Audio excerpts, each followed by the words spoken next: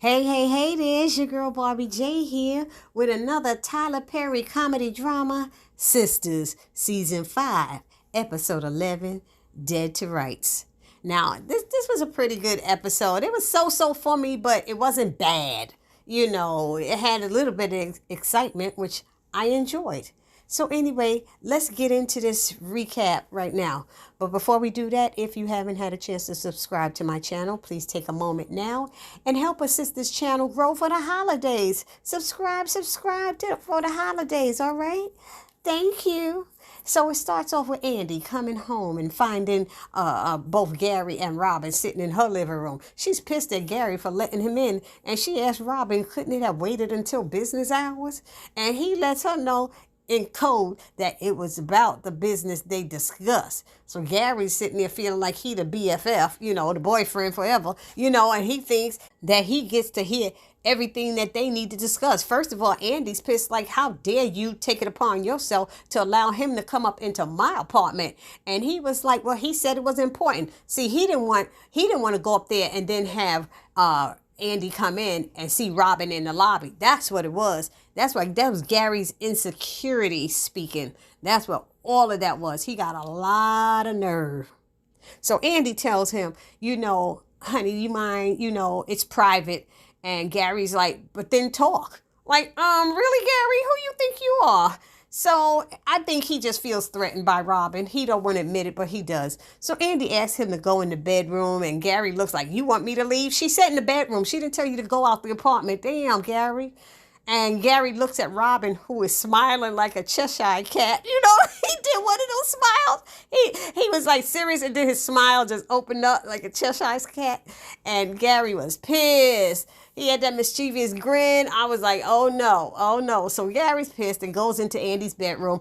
Andy learns that from Robin that he can get Sabrina out in the morning, but the bail is going to be expensive. They both realize that the prosecutor is being an a-hole for setting the bail at $3 million cash, which Andy says is so unheard of. And Robin asks if she had that amount, and Andy says about half, but can't get it by morning. Then had the nerve to ask Robin to borrow the damn money. No, she didn't. And he's like, are you sure she didn't do this? Because that's a lot of money to be putting up for somebody. Then he asked, how is she going to pay him back? Because he's taking her word that she will. And then Andy said, that when Sabrina shows up at court, they refund the money, right? So she can give him that. And she promised to get Sabrina to court. We know Sabrina ain't no flight risk or whatever. Anyway, Andy thanks Robin for, stopping by at such a late hour and told him that he did the right thing.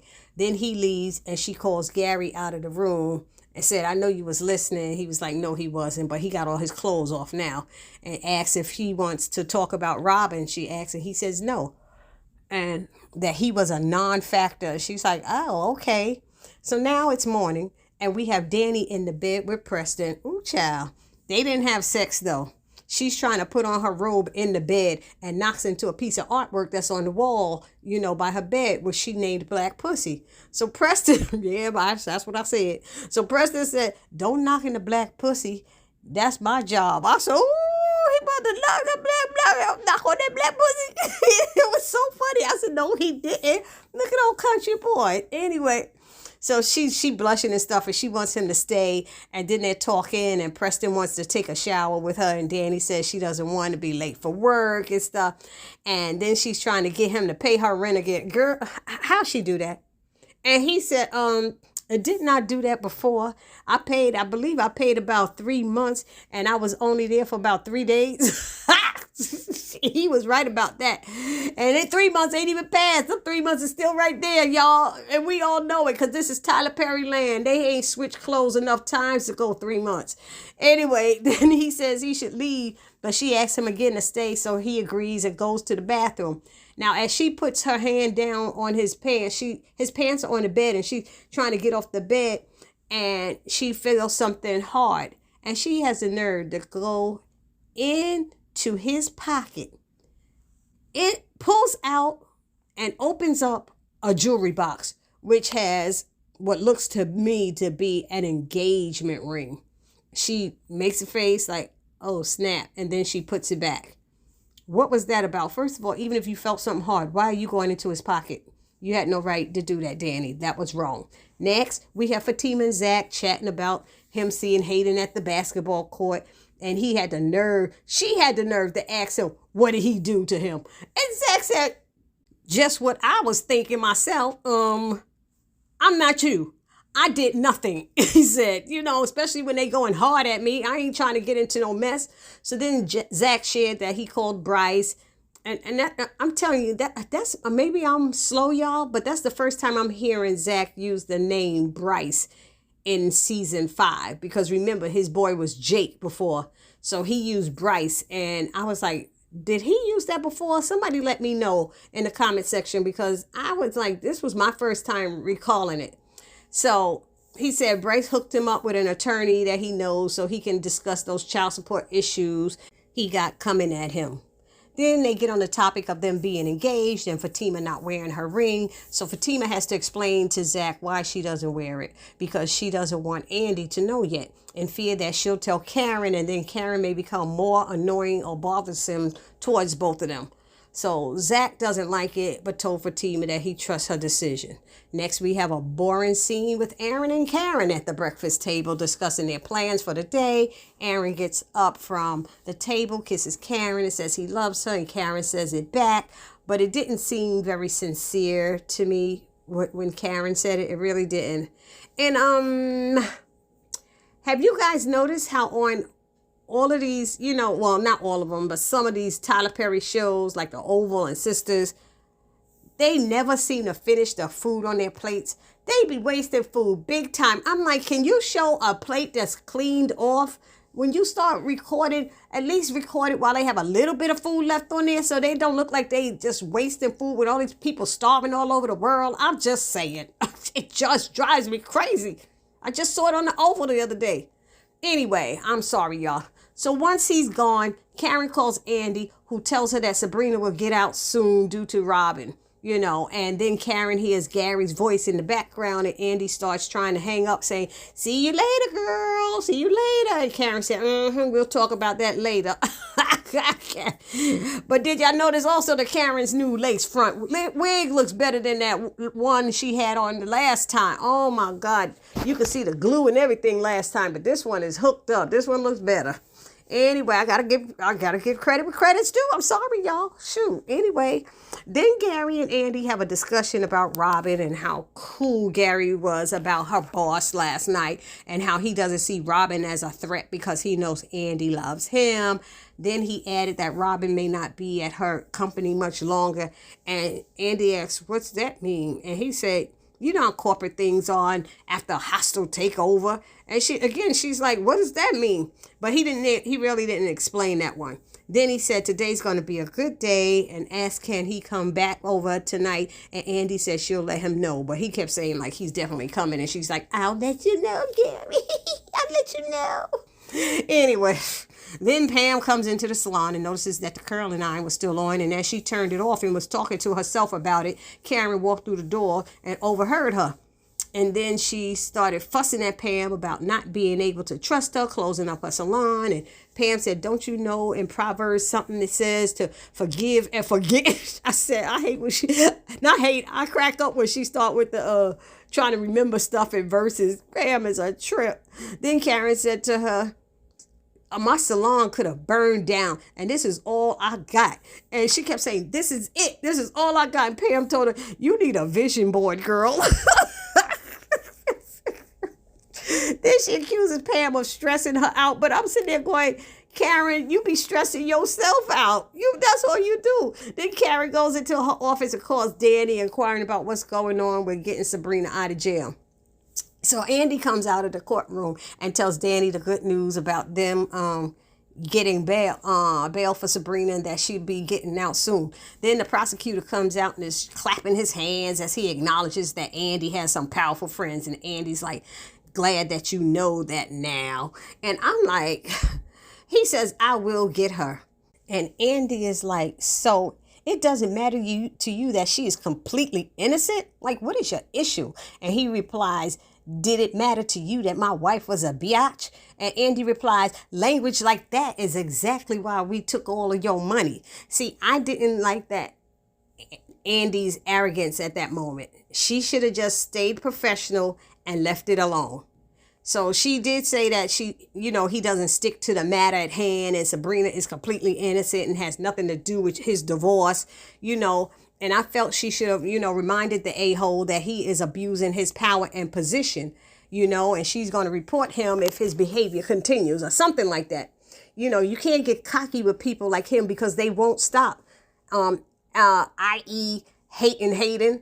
You can't mess with them because they keep on. Fatima thought she took care of it, but he keeps on. You know what I mean? And now I'm saying this because of Andy, because look what happened next. He went straight to see Maurice and played the tape for him that Q gave Logan. And Maurice said what we all have been saying, that you can tell that was a joke. So the prosecutor tells him that the jury won't think so and that they've got him dead to rights. And see, that's the title of this episode. And I was like, what does dead to rights mean? And it means being caught red-handed. For those who didn't know, such as me, dead to rights means being caught red-handed.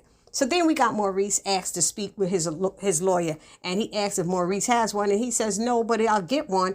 Then he tells Maurice if he knows he's innocent, and Maurice is like, then why the F am I in here? And he says that Sabrina Hollis did it. She's the one he wants. And Maurice is like, why?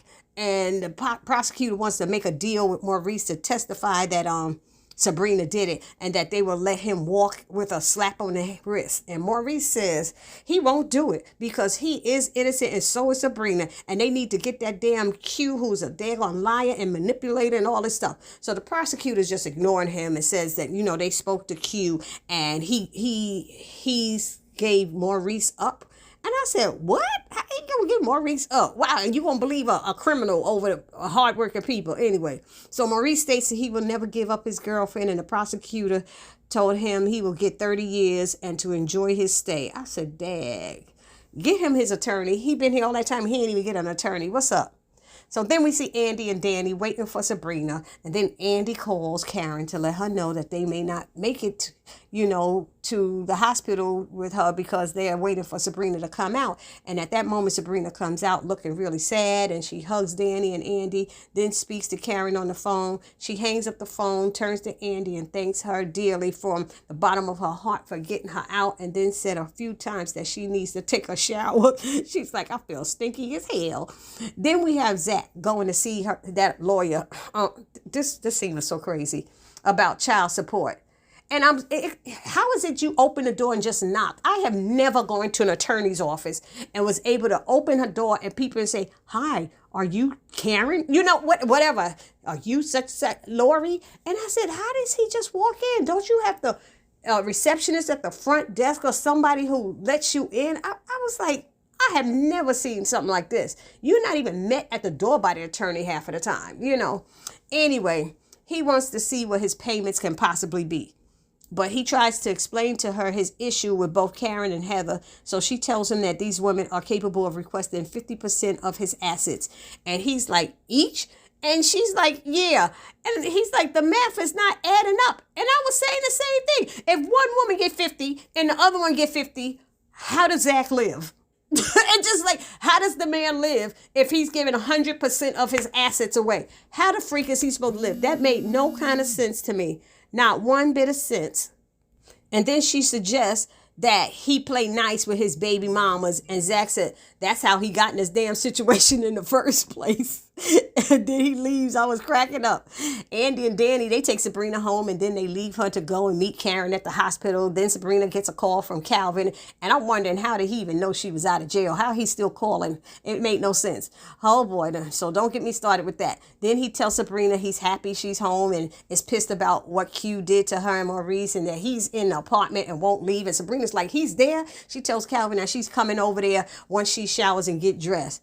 Then we have Andy and Danny arriving at Karen's doctor's appointment just in time to hear the results. The doctor tells her that after looking at the ultrasound and according to when Karen said she had her last period, it's not exact science, but they can get pretty close. And it seems that the baby was conceived on the 12th. It's funny, they didn't say what month, on the 12th. And Karen's face looked perplexed. And she asked, not the 19th? Are you sure it's not the 19th? And the doctor said, it's not 100%, girl, but I'm pretty darn certain that it's the 12th.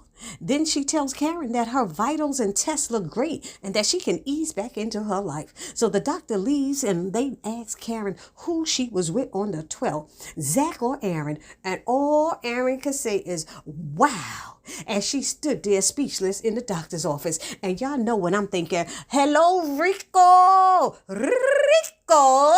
Because Zach and Aaron did not have sex with a week between each other. That is a Rico's baby, y'all. And that is all I'm saying. Unless she had another guy, you know how Tyler is. They'll show that she was messing with somebody else and had him come in one day.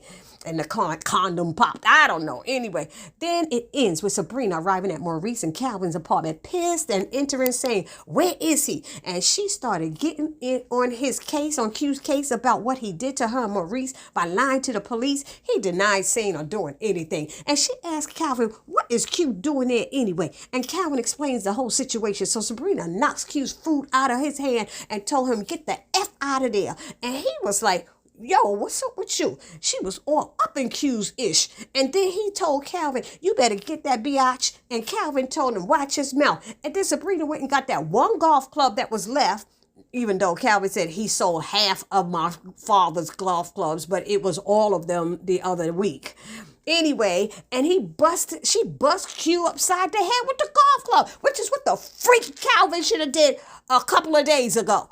So he came towards Sabrina and she jabbed him in the stomach with the club. And Q knocked the club out of Sabrina's hand and grabbed her to try to hurt her. And that's when Calvin finally did something. He picked up the club and proceeded to beat in Q's arse. Oh, yes, he did. He hit him at least 9 times with that club. And you hear Sabrina in the background yelling, stop! Oh, my God! Calvin, stop before you kill him! I was like, girl, don't do that white girl screaming up in here. He needs to have his behind busted up. That's what he needed. And he wasn't even hitting the man in his head. If he had hit him in the head with the golf club, then you had a reason to scream. But he was just hitting him on his arm and his back. He might have a broken arm with some bruises. That's it.